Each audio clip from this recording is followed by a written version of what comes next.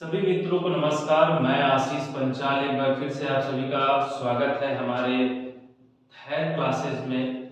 आपको पता होना चाहिए कि हम क्लासेस यूपी पीसीएस प्रीलिम्स 2024-25 जो आगे और भी आगामी परीक्षाएं होंगी और भी कई सालों के पीसीएस जो एग्जाम होंगे उनके लिए भी है वीडियो जो हम बना रहे हैं वो बहुत बेस्ट रहेगा आपके लिए। इसके बाद आपके पास नजदीकी में आपका आरओ एआरओ जैसे आपको पता है यूपीपीएससी बहुत सारे एग्जाम कराती है, तो उन्हीं से संबंधित जो क्वेश्चंस पूछे जाते हैं उन्हीं क्वेश्चनों को हम आपको बताएंगे। और जब हम कोई टॉपिक को स्टार्ट करेंगे उस टॉपिक में सबसे ज्यादा तो मैं उस वीडियो में आपको डिटेल तक एक जानकारी गहराई तक ले जाने की कोशिश करता हूँ कि कोई भी क्वेश्चन से यदि एग्जाम में पूछा जाए तो वो आपसे गलती ना हो। ठीक है, क्योंकि आजकल के जो क्वेश्चंस पूछे जा रहे हैं बड़ा स्टैंडर्ड क्वेश्चन पूछे जा रहे हैं, घिसे पिटे क्वेश्चनों पर वो फोकस कम करते हैं, इसलिए स्टैंडर्ड क्वेश्चनों के लिए हम ज्यादा क्वेश्चनों को गहराई से पढ़ने की कोशिश करेंगे। वो चीज हम करने की कोशिश कर रहे हैं वीडियो में, और 100% ये है कि आप पेपर एग्जाम हमारा वीडियो कंफर्म करके आप पेपर एग्जाम दीजिए। आपको 100% क्वेश्चन अगर पूछा जाएगा तो हमारे ही वीडियो के माध्यम से बताए गए क्वेश्चनों से ही होगा, वहां पर पुटअप किया जाएगा क्वेश्चंस, क्योंकि बहुत ही रिसर्च के तरीके से हम क्वेश्चनों को यहाँ आकर के आपके समक्ष कराते हैं। तो फिर हम लोग स्टार्ट करेंगे आज भारत के प्रमुख बंदरगाह जिसको इंग्लिश में बोलते हैं मेजर पोर्ट ऑफ इंडिया।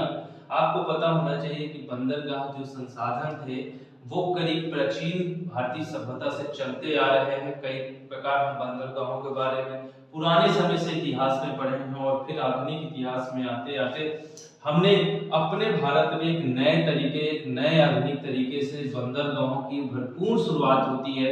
वो होती है 1856 में। आपको पता होना चाहिए कि भारत में 1856 में इसकी शुरुआत होती है और ईस्ट इंडिया कंपनी एक स्टीम कंपनी नाम की थी जो जहाजरानी प्रणाली की शुरुआत करती है। और भारत में इस तरह से आज हमारे पास वर्तमान में 13 बड़े बंदरगाह अंतरराष्ट्रीय बंदरगाह जिससे हम अपना आयात निर्यात आसानी से कर सकते हैं। आपको पता होना चाहिए कि भारत के अंदर कुछ छोटे और भी महत्वपूर्ण बंदरगाह हैं जिसमें बताया गया करीब 200 से बंदरगाह के करीब छोटे बंदरगाहों को समीप में रखा गया है।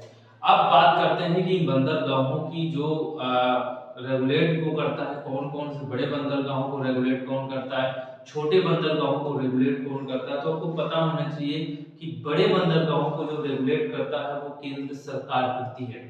फिर इसके बाद आपको कुछ छोटे और उससे भी कुछ छोटे बंदरगाह उनको रेगुलेट करने का कार्य जो है केंद्र और राज्य सरकार दोनों मिलकर करती है, मगर राज्य सरकार सारा प्रबंधन पूरा सिस्टम को अपने हाथों में रखती है और केंद्र सरकार की मदद से उसे बिल्कुल सटीक काम करती है उस पर। इसलिए कहा जाता है कि उसे हम समवर्ती सूची के अंतर्गत रखते हैं, कंकरेंट लिस्ट जिसको बोलते हैं समवर्ती सूची को, और केंद्र सूची को यूनियन लिस्ट बोलते हैं और स्टेट सूची को हम स्टेट लिस्ट बोलते हैं। तो इस प्रकार से ऐसे हम प्रबंधन बंदरगाहों का करते हैं। तो भारत में कुल मिलाकर के 13 बड़े बंदरगाह, उन 13 बड़े बंदरगाहों के बारे में हम समझेंगे।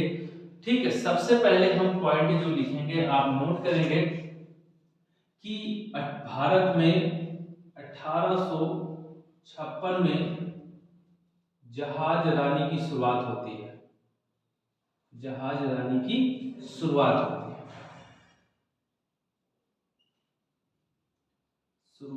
है। सबसे पहला पॉइंट आप ये नोट करते चलेंगे। हमारा पहला पॉइंट है कि भारत में यदि आपसे पूछे कि कब इसकी शुरुआत होती है तो 1856 में पहली बार हमारे यहाँ जो है जहाज रानी की शुरुआत होती। वैसे तो पहले से भी ये सभ्यता में एक लंबी शुरुआत थी, लगातार बंदरगाह पहले भी हमें देखने को मिलते हैं, चाहे हम सिंधु घाटी सभ्यता की बात करें, चाहे वैदिक सभ्यता, चाहे गुप्त काल की सभ्यता, मतलब जितनी भी सभ्यताएं हमारे एंशिएंट हिस्ट्री में हमें मिली है वहां सभी बंदरगाहों के द्वारा हमें देश में आयात निर्यात और व्यापार और उन देशों के बीच अंतरराष्ट्रीय जो संबंध रहे हमारे वो बहुत ही प्राचीन रहे। इसलिए इन्हीं बंदरगाहों की मदद से प्राचीन हमारा इनके बीच कई देशों के बीच अच्छा सा बेहतर संबंध रहे हैं। तो हम इन बंदरगाहों के माध्यम से ही समझते हैं। तो आज ये जो बंदरगाह है वो ईस्ट इंडिया कंपनी की एक स्टीम कंपनी थी जिन्होंने इसका निर्माण किया, भारत में एक आधुनिक तरीके से निर्माण किया और रेगुलेट किया और बड़े स्तर पर व्यापार करने के लिए विचार बनाए। क्योंकि आपको पता होना चाहिए कि उस समय हमारे यहाँ जो शासन था वो लॉर्ड डलहौजी का शासन था, और लॉर्ड डलहौजी के शासन काल में सबसे ज्यादा परिवहन व्यवस्था की बहुत बेहतर सुविधा की गई। क्योंकि आपको पता होना चाहिए अंग्रेजों का जो समय था, वो अंग्रेज भारत से सिर्फ व्यापार करना चाहते थे। पहले व्यापार करने के उद्देश्य से आए थे कि धीरे धीरे हमारी अपनी कंपनी को यहाँ उन्होंने स्थापित किया और लंबे समय तक उन्होंने स्थापित किया। और जो हमारे यहाँ की चीजें वस्तुएं बहुत महंगी थी, पूरे अंतरराष्ट्रीय स्तर पर उन चीजों का यहाँ उत्पादन किया और लेकर पूरे राष्ट्र में उन्होंने फैलाया वस्तुओं को, और बेहतर तरीके से व्यापार चला। फिर उन्होंने माल को अत्यधिक ढोने के लिए उनको सबसे बड़ी परेशानी इसी चीज की थी, तो उन्होंने कहा कि भाई बंदरगाहों का निर्माण धीरे धीरे करो जिससे परिवहन सुविधा आने जाने और ले जाने की अच्छी हो। फिर उन्होंने सड़कों का इसी तरह इस्तेमाल किया, बेहतर सड़कें बनवाई आने जाने के लिए, ठीक है। तो इस तरह से स्थल मार्ग से जल मार्ग तक पहुंचाने के लिए उन्होंने इन बंदरगाहों के निर्माण की सुविधा प्रदान की। तो 1856 में जहाजरानी की शुरुआत होती है, सबसे पहला काम ये है। और दूसरा लिखना है हमें कि ईस्ट इंडिया कंपनी थी। ईस्ट इंडिया कंपनी आपको बता दें, ईस्ट इंडिया कंपनी की ईस्टिंग कंपनी के द्वारा इसका निर्माण किया गया। कंपनी के द्वारा बंदरगाहों का निर्माण किया गया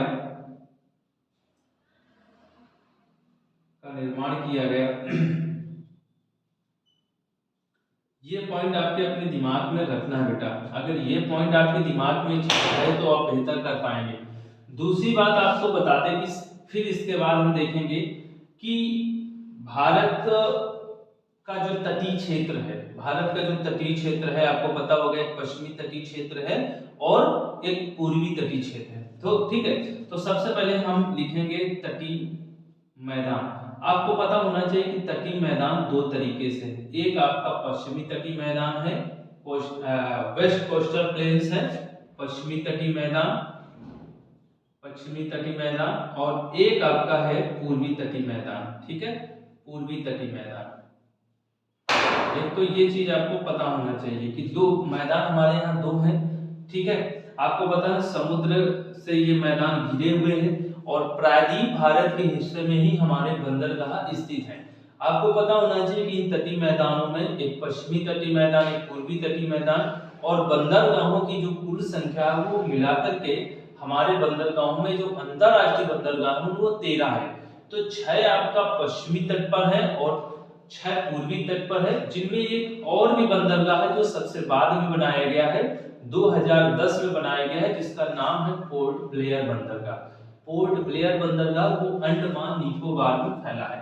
यहाँ पर आपका ये बंदरगाह यहाँ पर आपका फैला है, इसका नाम है पोर्ट ब्लेयर, ठीक है, पोर्ट ब्लेयर बंदरगाह है। तो ये आपको पता होना चाहिए कि 13वां सबसे बड़ा बंदरगाह है हमारे देश का। इसके पहले आपको बता दें कि पश्चिमी तटीय मैदान की कुल लंबाई आपसे पहले कंफर्म करेगा कि कुल लंबाई कितनी बेटा। तो कुल लंबाई हमारे यहाँ सिर्फ आपको बता दें कि 6100 किलोमीटर है जब हम द्वीप समूह छोड़ देते हैं। तो जब हम छोटे द्वीप समूह मिला देते हैं, छोटे द्वीप समूह मिला देते हैं, कितने छोटे द्वीप समूह मिला देते हैं, तो बेटा हमारी कुल लंबाई हो जाती है 7516.6 किलोमीटर हो जाती है। ये आपके दिमाग में होना चाहिए क्योंकि ये पॉइंट्स आपसे कई बार पेपर में पूछता है। तो तटीय मैदान के बारे में आपको पता हो गया कि तटीय मैदान दो प्रकार के, पश्चिमी तटीय मैदान, पूर्वी तटीय मैदान, और इनकी जो कुल लंबाई है 6100 किलोमीटर है। परंतु जब इसमें छोटे छोटे जो हमारे तटीय क्षेत्र में छोटे छोटे द्वीप है वो अगर मिला दिए जाए, उनके सभी लंबाई को मिला ली जाए, तो कुल मिलाकर के पूरी लंबाई 7516.6 किलोमीटर से कंप्लीटेड हो जाती है। इसके बाद हम करेंगे कि भारत में आपको पता होना चाहिए कि 13 बंदरगाह। अब उन 13 बंदरगाहों में भी हम बात करेंगे, ठीक है। तो ये पॉइंट्स आपके क्लियर हो गए हैं, स्क्रीनशॉट आप आसानी से ले सकते हैं और फिर हम चीजों को आगे करेंगे, ठीक है।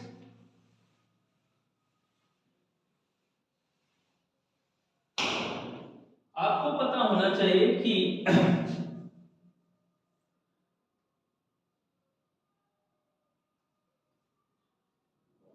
छह 13 बड़े बंदरगाह और 200 करीब 200 लगभग छोटे बंदरगाह, छोटे बंदरगाह। ठीक है, इसमें आपको बता दें कि पूर्वी तट पर कितने बंदरगाह हैं? 6 बंदरगाह, 6 बंदरगाह। और पश्चिमी तट में भी 6 बंदरगाह है, पश्चिमी तट पर भी 6 बंदरगाह है, 6 पोर्ट है। ठीक है, अब आपको एक द्वीप समूह है जिसमें एक बंदर स्थित है, द्वीप समूह आइलैंड, वो है अंडमान निकोबार। इसमें है अंडमान में है एक हमारा बंदरगाह, कुल मिला के 13 बंदरगाह है, आपको पता होना चाहिए। दूसरी बात आपको ये बताएंगे कि आपको जो हमारा भारत का जो तटीय एरिया है, मतलब पूरे जो तट है हमारा भारत का, उसमें कुल 9 राज्य लगते हैं। तो आपको लिखना पड़ेगा भारत के तटीय सीमा से लगभग 9 राज्य लगते हैं, 9 राज्य लगते हैं। उन 9 राज्यों में सबसे पहले आपका बात करेंगे हम लोग गुजरात की। किसकी बात करेंगे? गुजरात की। ठीक है, दूसरा बात हम करेंगे महाराष्ट्र की, तीसरा बात करेंगे हम महाराष्ट्र के बाद गोवा की, और चौथे बात करेंगे कर्नाटक की। ठीक है, और 5वें बात करेंगे कर्नाटक के बाद केरल की, और 6 नंबर में है आपका तमिलनाडु, और 7वें नंबर में है आंध्र प्रदेश, और 8वें नंबर में बेटा उड़ीसा, और 9 नंबर में है आपका पश्चिम बंगाल। तो आपको पता हो गया कुल मिलाकर के ये 9 राज्य हैं जो हमारे भारत के तटीय सीमा से लगते हैं। तो ये बात आप लोगों को पूरी तरीके से क्लियर हो गई होगी। तो सभी लोग इस चीज को नोट कर ले, और इसके बाद हम लोग एक एक बंदरगाहों को समझते हैं। ठीक है, तो चलते हैं आगे।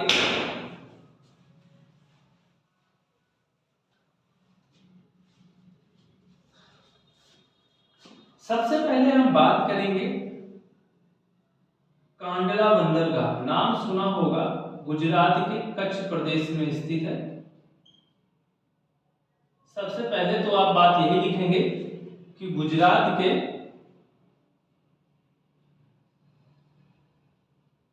कच्छ प्रदेश में स्थित है, प्रदेश में स्थित है, गुजरात के कच्छ प्रदेश में स्थित है। दूसरा बात करेंगे हम लोग, यह एक ज्वारी बंदरगाह है, यह एक ज्वारी बंदरगाह है। दूसरा पॉइंट आपका बनता है, और जो तीसरा पॉइंट बनेगा वो बनेगा, इसे मुक्त व्यापार क्षेत्र कहते हैं, क्षेत्र वाला बंदरगाह कहते हैं, बंदरगाह कहते हैं। ठीक है, तीसरी बात है इसका आधुनिक नाम या इसका नामांकन पंडित दीन दयाल उपाध्याय बंदरगाह है, उपाध्याय बंदरगाह है। तो ये बंदरगाह आपका कंप्लीट होता है। यहाँ से हम लोग मैग्नीज भेजते हैं, लौह की चीजें कुछ भेजते हैं, मशीनरी जो भी कुछ है यहाँ से निर्यात किया जाता है। पेट्रोलियम यहाँ से निर्यात आयात होता है, जो भी कुछ आना जाना होता है वो यहाँ से होता है। ठीक है, कपास आसपास का उत्पादन सर्वाधिक होता है, तो यहाँ का आना जाना होता है इस बंदरगाह से। तो इस प्रकार से ये कांडला बंदरगाह के बारे में जानकारी आपको पुष्ट हो गई होगी। तो आप इस चीज को डिनोट कर सकते हैं, लिख सकते हैं, बैठ करके नोट्स बना सकते हैं बेहतरीन ढंग से।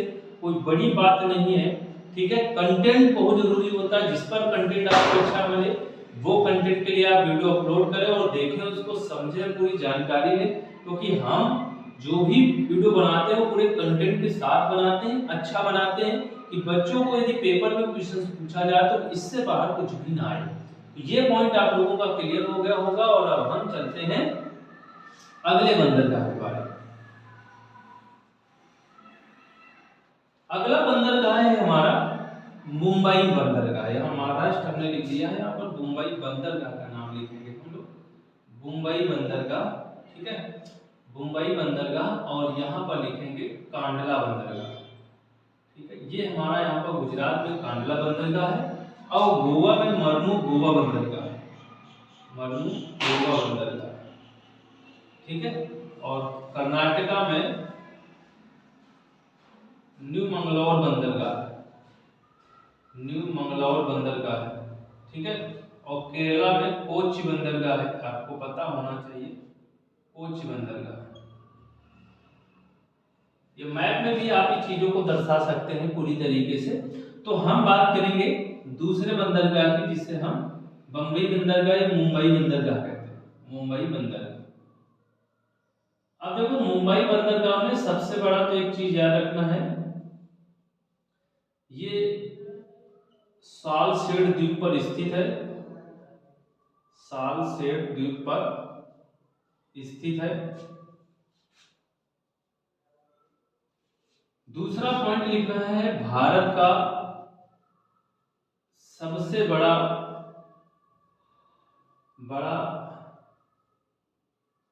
प्राकृतिक बंदरगाह है एवं व्यस्त बंदरगाह, व्यस्त बंदरगाह।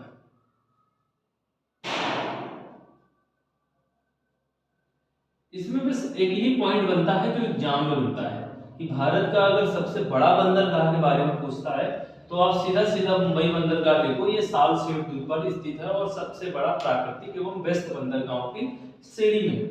अब आपको पता है कि तीसरा बंदरगाह भी हमारा एक मुंबई महाराष्ट्र राज्य में स्थित है, इसके नीचे है नेहावा सेवा बंदरगाह, नेहावा सेवा बंदरगाह आप लिख सकते हैं। तो इसमें लिखेंगे नेहावा सेवा बंदरगाह, बंदरगाह, इसके बारे में हम बात करेंगे। और ये बंदरगाह आपका जो है महाराष्ट्र राज्य में है, महाराष्ट्र राज्य में है, पहले ये लिखेंगे। मुंबई के दक्षिण, मुंबई बंदरगाह के कुछ दूरी पर ये स्थित है। और आपको पता होना चाहिए कि मुंबई का जो बंदरगाह वो सबसे बड़ा होने के कारण और सबसे ज्यादा भीड़ यहाँ पर होने के कारण इसके लिए एक नया बंदरगाह बनाया गया है। ये महाराष्ट्र राज्य में है और इसका नाम पंडित जवाहरलाल नेहरू बंदरगाह है, पंडित जवाहरलाल नेहरू बंदरगाह है। तो ये पॉइंट भी इंपॉर्टेंट है आपके लिए, क्योंकि कई बार क्वेश्चंस पूछा गया है। नेहरू बंदरगाह, जो जवाहरलाल नेहरू बंदरगाह है, वो किस राज्य में स्थित है और किस बंदरगाह का नामांकन है? तो वो बंदरगाह का नामांकन है नेहावा सेवा बंदरगाह। ये पॉइंट आपको दिमाग में रखना होगा, ठीक है। दूसरी बात इसमें लिखना होगा, देश का सबसे बड़ा कंटेनर बंदरगाह है, देश का सबसे बड़ा कंटेनर बंदरगाह, कंटेनर बंदरगाह है, देश का सबसे बड़ा कंटेनर बंदरगाह है। और वो कौन सा कंटेनर बंदरगाह है? यही है नेहावा सेवा बंदरगाह, जो आपके कहां पर स्थित है बेटा? महाराष्ट्र राज्य में स्थित है और मुंबई शहर के दक्षिण पे ये स्थित है, लोकेशन है इसका, ठीक है। तो ये पॉइंट भी आप लोगों को पूरी तरीके से समझ में आ गया होगा। तो सभी लोग इस चीज को नोट कर सकते हैं, अच्छे से अपने बुकलेट में बना सकते हैं बेटा। फिर इसके बाद हम लोग आगे चलेंगे। आगे अब आपको बताएंगे नेहावा सेवा बंदरगाह के बाद जो हमारा बंदरगाह है वो है हमारा मरमू गोवा। आपको पता होना चाहिए ये बंदरगाह केवल हम नाम लिख लेंगे मरमू गोवा, और मरमू गोवा में बस ये इतना लिखा है कि ये जुआरी नदी के मुहाने पर स्थित है। गोवा में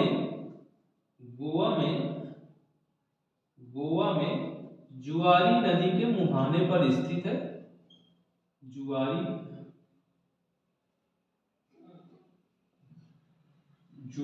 नदी के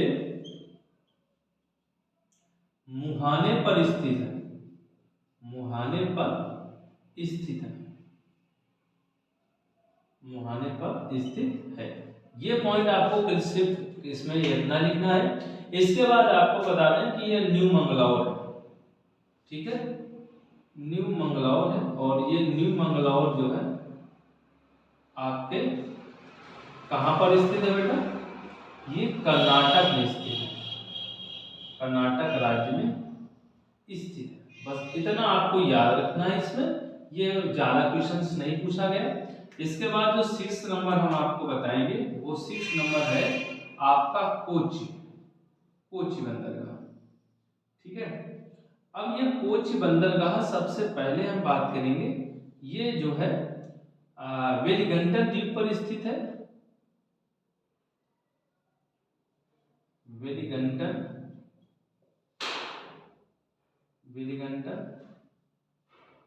द्वीप पर स्थित है। सबसे पहला पॉइंट ये है केरल राज्य में, ठीक है, केरल राज्य में। दूसरा पॉइंट इसमें बनेगा, ये इसे अरब सागर की रानी कहा जाता है। इसे अरब सागर की रानी कहा जाता है। अरब सागर की रानी कहा जाता है। सबसे पहला पॉइंट यही है। दूसरा पॉइंट, 2 पॉइंट इसमें बन रहे हैं। आपको पता होना चाहिए कि जो लैंगून झीलों के सर्वाधिक उदाहरण आपको केरल राज्य में मिलेंगे। वैसे तो कुछ हमारे उड़ीसा में एक लैंगून झील है जिसका नाम चिल्का झील है, मगर हम केरल की स्थानीय भाषा के लोग, उस वहां के समूह के लोग जो है, स्थानीय जो लोग हैं, वहां की जो झीलें स्थित हैं उनके आसपास के सभी झीलों को लैंगून झील के नाम से जानते नहीं है, कयाल झील के नाम से जानते हैं। तो वहां लैंगून झीलों को कयाल झील का, अरब सागर का कयाल मतलब कोची अरब सागर की रानी है। इस और एक बंदरगाह भी है, ठीक है। यहाँ पर आपको पता होगा कालीकट बंदरगाह भी है जो हमारे पुर्तगालियों द्वारा पहला बेड़ा उतारा गया था, ठीक है। छोटे बंदरगाह भी हैं, उन छोटे बंदरगाहों को भी हम अलग से मैप में दर्शा देंगे, छोटे छोटे पॉइंट में, वो आप कवर कर लीजिएगा, ठीक है। बाकी उनके विषय में उतनी जानकारी नहीं है, बस बंदरगाहों को मैप में सेट रखना है कि कौन बंदरगाह कहाँ पर स्थित है। इसके बाद आपको पता है अरब सागर की रानी कहा जाता है, ये केरल में है। तो इतने पॉइंट हैं। तो पहला हम मरमू गोवा को देख लेंगे। गोवा में जुआरी नदी के मुहाने पर स्थित है। न्यू मंगलोर कर्नाटक राज्य में स्थित है। यहाँ से सबसे ज्यादा लौह इस्पात उद्योग निर्यात किया जाता है। कॉफी का यहाँ निर्यात किया जाता है, सुपारी का निर्यात किया जाता है, यहाँ पर चंदन की लकड़ी का यहाँ से निर्यात होता है। कर्नाटक चंदन की लकड़ी के लिए फेमस है। तो ये सभी का निर्यात ये न्यू मंगलौर से होता है। कोच बंदरगाह जो है यहाँ से मसाले, क्योंकि आपको पता है केरल का तट मसालों के लिए फेमस है, नारियल के लिए फेमस है, रबड़ उत्पादन के लिए फेमस है, तो ये सभी को चाय के लिए फेमस है ना। ये सभी का जो निर्यात आयात होता है यहाँ से इन बंदरगाहों के माध्यम से होता है। तो पूरी तरीके से आपको ये बात क्लियर हो गई होगी। अब हम लोग बेटा चलेंगे इसके बाद तूतीकोरिन बंदरगाह है और यहाँ पर स्थित है तमिलनाडु में। तो आपको याद होना चाहिए तमिलनाडु में तूतीकोरिन है बंदरगाह। और एक बंदरगाह यहाँ पर आपका एन्नौर है, ठीक है, एन्नौर है। और यहाँ पर बेटा आपका जो है चेन्नई बंदरगाह है, ठीक है। थोड़ा सा छोटा छोटा पॉइंट है, आप जूम करके इसको जूम कर लीजिए, वीडियो को चलाते समय जूम कर लीजिएगा और चीजों को देखते रहिएगा, ठीक है ना। तो पोर्ट ब्लेयर है, ठीक है, और ऊपर एन्नौर है। और आपको पता होना चाहिए आंध्र प्रदेश में हमारा विशाखापट्टनम। आप बोलते जा रहे हैं, आप चीजों को लिख सकते हैं, कोई दिक्कत नहीं, बड़ी बात नहीं है, ठीक है। हाँ, आदत नहीं है कि भाई डिजिटल वही बोर्ड हो आपके लिए। भाई आप पहले इसी बोर्ड में तो पढ़ते थे, इसका जमाना क्यों छोड़ रहे हैं? इसका भी तो जमाना है ना अपना, तो ये भी चीज तो देखो, इसका भी एक जरूर अलग होता है पढ़ने का तरीका। इस बोर्ड का तो कुछ बात ही अलग है भाई, ठीक है। ये नहीं सभी चीज डिजिटल बोर्ड में छपी हो तो सीधे जाकर नोट करो, बिल्कुल भाई अपने अंदर नहीं होना चाहिए, ठीक है। मेरे पास जो है मैं वही पढ़ा रहा हूँ, बेस्ट है, सारा चीजें आपको करा रहा हूँ तो आप कर सकते हैं। तो आंध्र प्रदेश में विशाखापत्तनम है, ये भी बंदरगाह के बारे में पूछता है कि आगे हम और बात करेंगे। तो इतना अगर आपको पता है तो हम अब बात करेंगे बेटा अगले बंदरगाह की बात करेंगे, और वो बंदरगाह जो है हमारा है तूतीकोरिन, ठीक है। तूतीकोरिन बंदरगाह देखो, तूतीकोरिन बंदरगाह, तूतीकोरिन बंदरगाह आपको पता होना चाहिए। पहला बंदरगाह के बारे में मैंने ये बताया, दूसरा बंदर ये हुआ, तीसरा ये हुआ, चौथा ये हुआ, पांचवा ये हुआ, छठवां ये हुआ। अब हम सातवें बंदरगाह के ऊपर हम चर्चा करेंगे। तूतीकोरिन भारत का दक्षिणी पूर्व भारत में, भारत का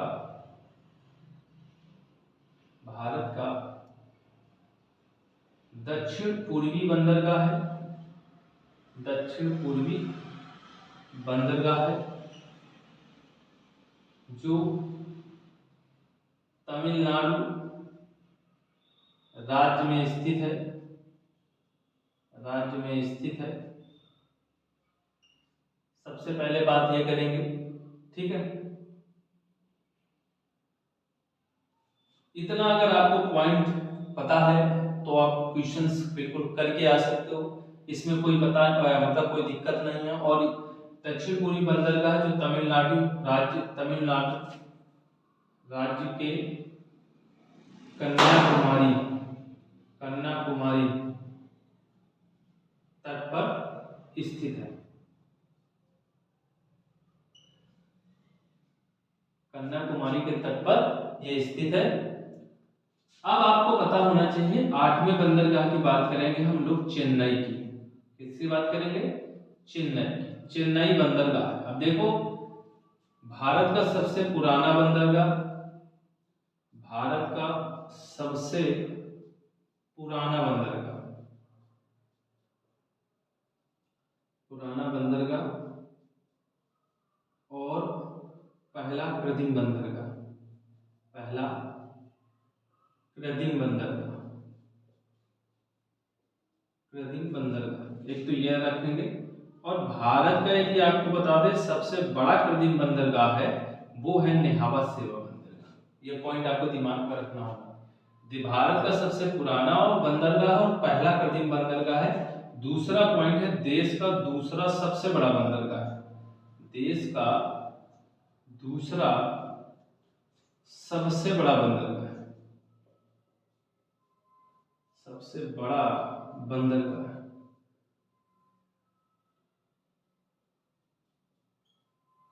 और इसे कामराज बंदरगाह के नाम से जानते हैं, इसे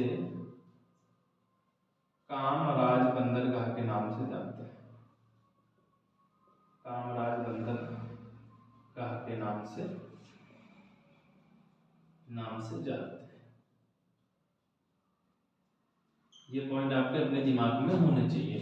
तो ये जो पॉइंट बने वो पूरी तरीके से आपका क्लियर हो गया। चेन्नई में भारत का सबसे पुराना बंदरगाह और पहला कृत्रिम बंदरगाह, ये पॉइंट याद रखना है। दूसरा पॉइंट है देश का दूसरा सबसे बड़ा बंदरगाह, ये पॉइंट याद रखना है कि इसे कामराज बंदरगाह के नाम से जानते हैं, ये भी आपको याद रखना है। तो ये दो बंदरगाह है, सातवां और आठवां बंदरगाह है जो तमिलनाडु में ही स्थित है। अब हम बताएंगे चेन्नई बंदरगाह के उत्तर में जो है कुछ दूरी पर एक एन्नौर बंदरगाह है, ठीक है। तो चलते हैं इसको भी देखते हैं।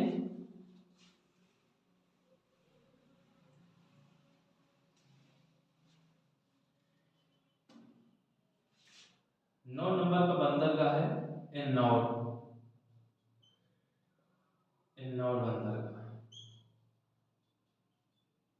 सबसे पहली बात यह है कि भारत का निजी बंदरगाह है, भारत का निजी बंदरगाह है, निजी बंदरगाह है। दूसरा है देश का कंप्यूटराइज बंदरगाह है, देश का कंप्यूटराइज बंदरगाह है, ये आपको पता होना चाहिए। देश का कंप्यूटराइज बंदरगाह है ये। कौन? एन्नोर बंदरगाह जो चेन्नई के उत्तर में है। लिखना है चेन्नई बंदरगाह के, चेन्नई बंदरगाह के उत्तर में स्थित है। उत्तर में तमिलनाडु राज्य में स्थित है। तमिलनाडु राज्य में स्थित है।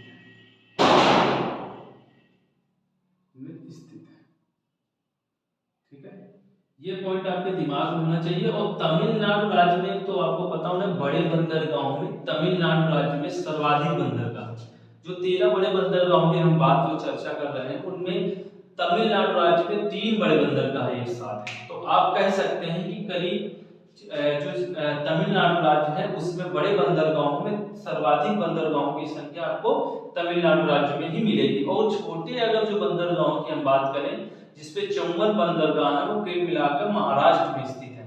तो ये आपके पॉइंट अपने दिमाग में रखना है। कुछ चीजें हम आपको बताते भी जा रहे हैं, उसको नोट भी करते जाओ कि सर्वाधिक छोटे बंदरगाहों की संख्या महाराष्ट्र राज्य में है, कुल 54 ऐसे बंदरगाह हैं। और बड़े बंदरगाहों की सर्वाधिक संख्या तमिलनाडु राज्य में है, जो सर्वाधिक में 3 ऐसे बंदरगाह हैं। इसके बाद एन्नोर के बाद हम बात करेंगे 10 नंबर में विशाखापत्तनम। इसमें तो भैया बहुत इंपॉर्टेंट पॉइंट बनता है, कई बार यूपीपीसीएस क्वेश्चन पूछ चुका है और इसको भूल कर मत जाए। सबसे पहले हम बात करेंगे, ये आंध्र प्रदेश में, आंध्र प्रदेश में स्थित है। ठीक है, और दूसरा पॉइंट यह है इसमें कि इसे गहरा बंदरगाह कहा जाता है, इसे गहरा बंदरगाह कहा जाता है। एक तो ये अपने दिमाग में ये पॉइंट आपको रखना होगा। तीसरा जो पॉइंट बन रहा है, इस बंदरगाह में पोत निर्माण, मतलब जहाजों का निर्माण होता है, पोत निर्माण एवं मरम्मत होता है इस बंदरगाह में। बस इतना पॉइंट याद रखना है कि विशाखापत्तनम आंध्र प्रदेश राज्य में स्थित है, इसे गहरा बंदरगाह कहते हैं। ठीक है, कहा जाता है। और अगला जो पॉइंट है वो है आपका, इस बंदरगाह में पोत निर्माण व मरम्मत होता है। और यहाँ से सर्वाधिक लौह का जो है, भारत में 2 ऐसे हैं जहां पर लोह के निर्यात किए जाते हैं, एक इस बंदरगाह से और एक आपका है न्यू मंगलौर बंदरगाह से। ठीक है, तो 2 बंदर हैं जहां पर सर्वाधिक हमें लोहे के निर्यात किए जाते हैं, 2 बंदरगाहों से। तो ये 9वां बंदरगाह 10वां बंदरगाह क्लियर होता है। ठीक है, अब चलते हैं पारदीप बंदरगाह, जो उड़ीसा में एक ही बंदरगाह है। ठीक है, उड़ीसा में कौन सा है? पारदीप बंदरगाह है। तो आप लिख सकते हैं उड़ीसा में, सबसे पहले मैप में लिखेंगे पारदीप बंदरगाह, पारदीप बंदरगाह। ठीक है, और यहां पर लिखेंगे हल्दिया बंदरगाह, हल्दिया। ठीक है, यहां पर हम लिखेंगे हल्दिया बंदरगाह, ये चीज आपको याद रखना है। तो आपका कितना हो गया? 9 10 11 12 10 11 12 11 नंबर का है पारदीप। पारदीप आपको पता होना चाहिए, पारदीप बंदरगाह उड़ीसा राज्य में है, बस इतना याद रखना है। उड़ीसा राज्य के महानदी मुहाने के डेल्टा, उड़ीसा राज्य के महानदी मुहाने पर स्थित है। ठीक है, ये आपको याद रखना होगा बेटा, ये याद रखना होगा। इसके बाद आपको बता दें कि जो 12 नंबर का बंदरगाह है वो है आपका हल्दिया। बहुत बार नाम सुनते हैं, आपको पता हो जाएगा हल्दिया। आपको पता होना चाहिए कि हल्दिया जो बंदरगाह है वो आपका कहाँ है? ये है हुगली नदी के मुहाने पर, हुगली नदी के मुहाने पर, हुगली नदी के मुहाने पर पश्चिम बंगाल राज्य में और इसे आपको पता होना चाहिए कि ये बंदरगाह जो है भारत का एकमात्र नदी बंदरगाह है, भारत का एकमात्र नदी बंदरगाह है, नदी बंदरगाह है भारत का एकमात्र, क्या है ये, नदी बंदरगाह है। आपको ये पॉइंट जरूर ध्यान में रखना होगा, ठीक है। भारत का एकमात्र ये क्या है, नदी बंदरगाह है। तो ये पॉइंट आपको याद रखना होगा, बिल्कुल कंफर्म याद रखना होगा, क्योंकि ये भाई कई बार क्वेश्चंस पेपर में आ चुका है। तो 12 बंदरगाह हो गए हैं, जिसमें 13वां बंदरगाह की भी जानकारी हम दे रहे हैं। ये है पोर्ट ब्लेयर, पोर्ट ब्लेयर, ठीक है। सबसे पहले इसका निर्माण 2010 में हुआ, 2010 में हुआ, ठीक है। दूसरा, अंडमान, दक्षिणी अंडमान पर स्थित है, दक्षिणी अंडमान पर स्थित है, ठीक है। ये 2 पॉइंट अपना है, और भारत का 13वां सबसे बड़ा बंदरगाह है। तो कुल मिलाकर जो 13 बड़े बंदरगाह थे, उनमें मेरी क्लास आज पूरी तरीके से कंफर्म हो चुकी है, ठीक है। तो सभी को समझ में आ चुका होगा, पूरी तरीके से ये कंफर्म हो गया होगा, ठीक है। तो सभी लोग पॉइंट को नोट करते जाएं, पूरा क्लियर करते जाएं। वीडियो आपका पूरा कंफर्म है, और ये आपका पूरा मैप है, मैप में आप पूरी चीजों को दर्शा लें, ठीक है। 13वां बड़ा बंदरगाह, 13वां बंदरगाह है ये, ठीक है। और इससे पहले जो निर्माण हुआ था वो था नेहावा स्यावा बंदरगाह, बाद में इसका निर्माण हुआ पोर्ट ब्लेयर बंदरगाह। तो कुल हमारे 13 बड़े बंदरगाह कंप्लीट होते हैं, ठीक है ना। तो इसी तरह से छोटे जो हमारे बंदरगाह हैं उनकी भी हम चर्चा करेंगे।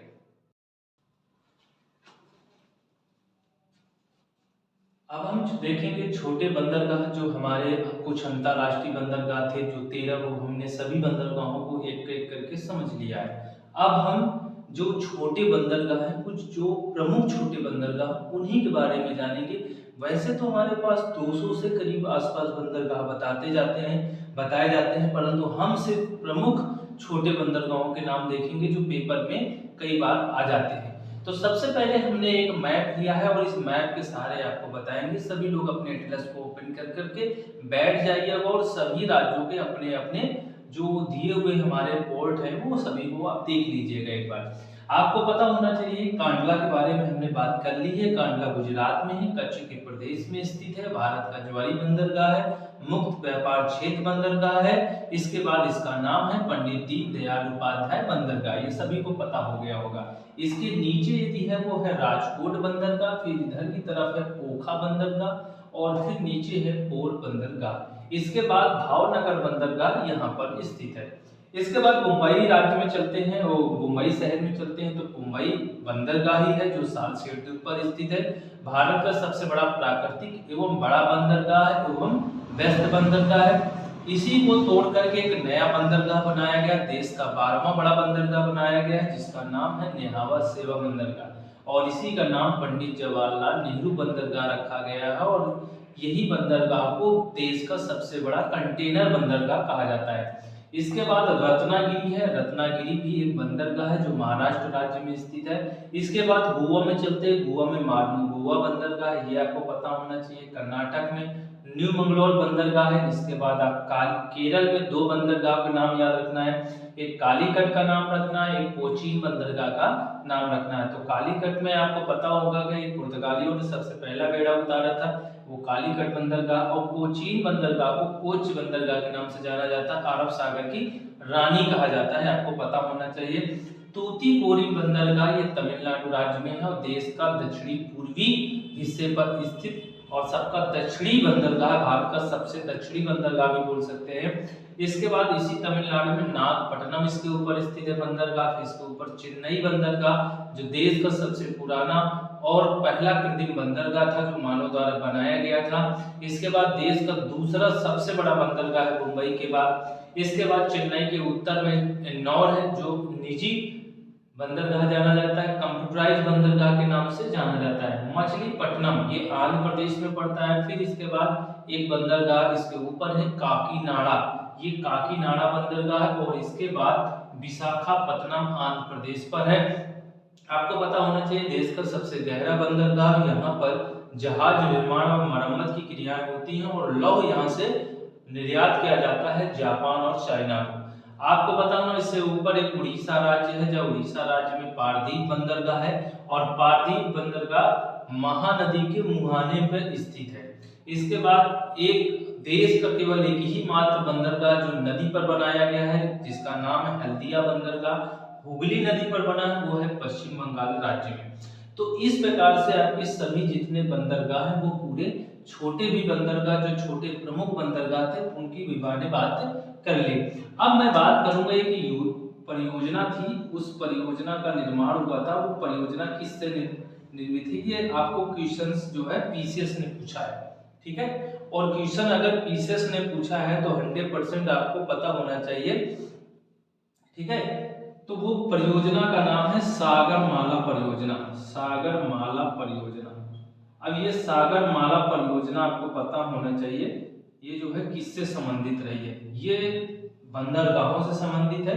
और आपको पता होना चाहिए कि 15 अगस्त 2003 को 15 अगस्त 2003 को अटल बिहारी वाजपेयी ने इसकी घोषणा की थी, ठीक है। 15 अगस्त 2003 को अटल बिहारी ने इसकी घोषणा की थी कि सागरमाला परियोजना का उद्देश्य था, ये उद्देश्य था कि देश में जो बंदरगाहों को आपस में जोड़ना और आधुनिक तरीके के बंदरगाहों के निर्माण को लेकर के ये परियोजना लागू की गई थी, जिसका नाम था सागरमाला परियोजना। क्या नाम था बेटा?